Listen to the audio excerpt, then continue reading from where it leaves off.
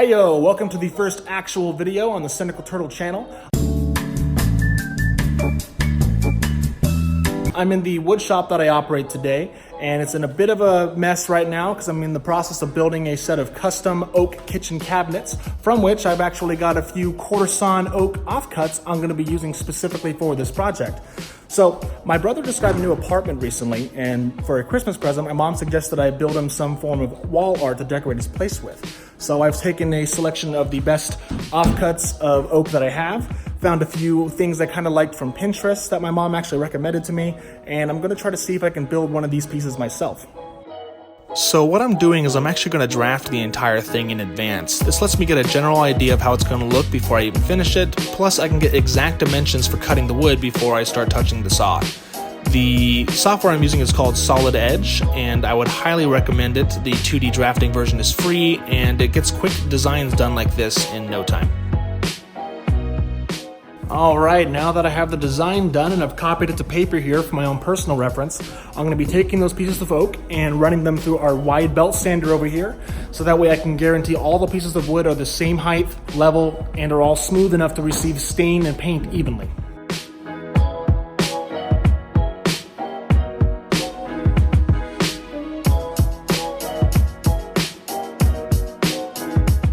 Alright, so I've done some color sampling, and the important thing to remember is that I'm using all quarter sawn oak. So I wanted to find different ways to accent the grains using various colors and different types of stains and even a little bit of paint involved. So let's see what we got. Alright, so first off we have the raw oak here. This is no finish applied, this is strictly for reference, so I can show you General Finishes Antique Walnut Gel Stain, which definitely came out more of a blonde tone to it. I'm really hoping the color comes through the footage here because I guarantee not only are they more vibrant, but a lot more dissimilar in person.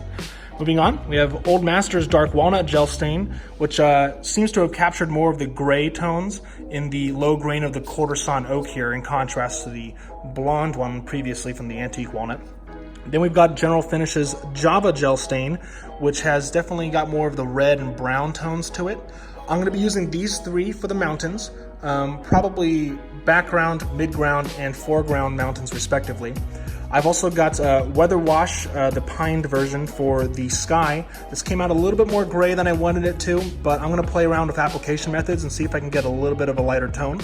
I've also got some white acrylic paint here, which I'll also apply with more of a dry brushing technique for the snow caps on the mountains. So I'm going to start applying these to the big sticks, and let's see what we get.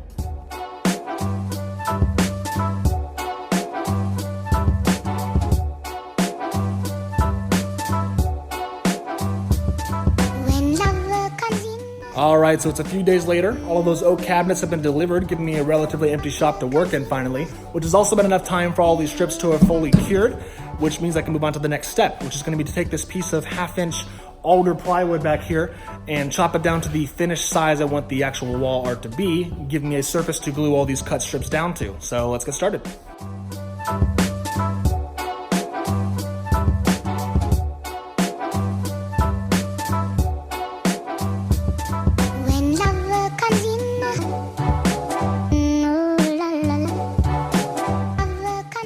Alright, so the back panel's been cut down to the appropriate size. The next step is to take all these guys to the chop saw at a 45-degree angle and start chopping away until I get all the various lengths I need. I've got a rough idea, got a few estimates written down for myself, all of which are going to overhang the sides of the back panel so I can come through at the end and chop them all perfectly square. But until then, let's get chopping.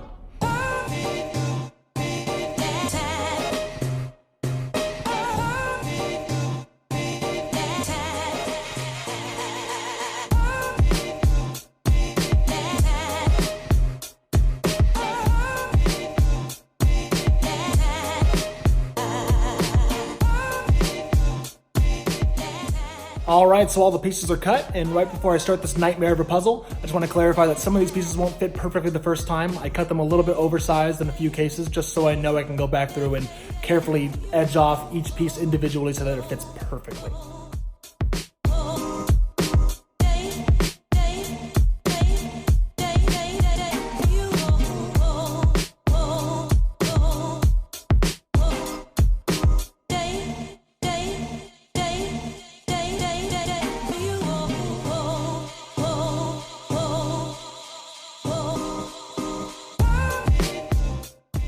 All right, so that's the general look of it. I'm loving the colors.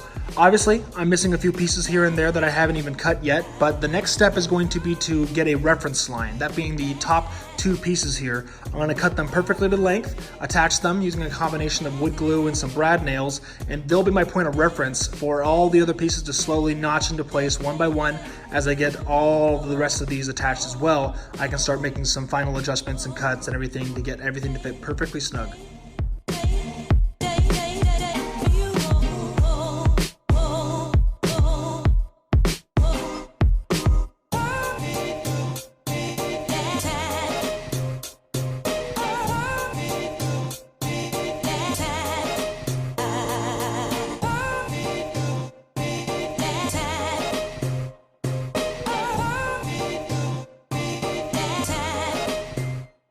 All right, that went pretty well for the most part. You probably saw me going back and forth a few times, adjusting some pieces here and there, even after I tried to glue them down just to get them to fit just right, and I honestly couldn't ask for a better fit. So the next step is for me to take the finished product and square it up on the table saw so it's the final dimensions that I want, and I'm gonna let the glue dry just a little bit longer before I do that, but we're well on our way.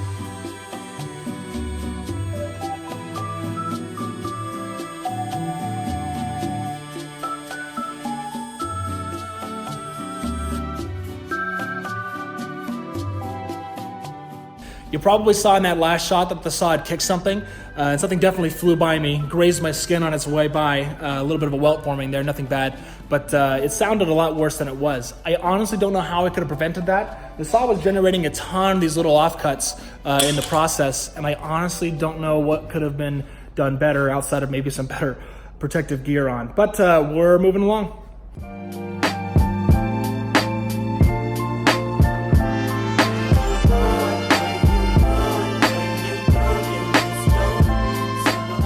All right, so for that last cut, I decided to focus on the dangerous tools I'm using instead of on filming. But outside of a little bit of chip out here and there, this thing is perfectly square and ready to go. All right, so a bit of an update here. I took a little bit more of that quarter sawn oak and I made some mitered corners to make a bit of a frame that goes around the whole piece. It rides about 1/4 of an inch taller, and I did that intentionally so it has kind of a 3D feel to it. The next step is to get the whole frame stained super dark, and I'm going to then glue and nail it to the finished piece, and that should be about it.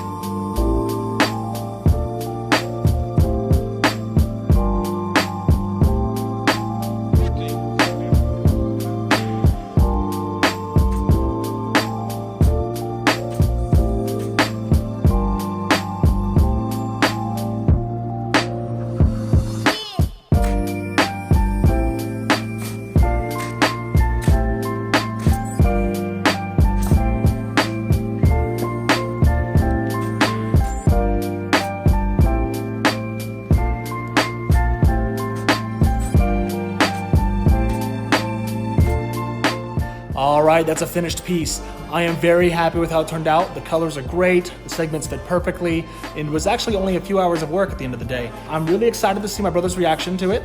I may or may not film that, but either way, thanks for coming along on this little adventure.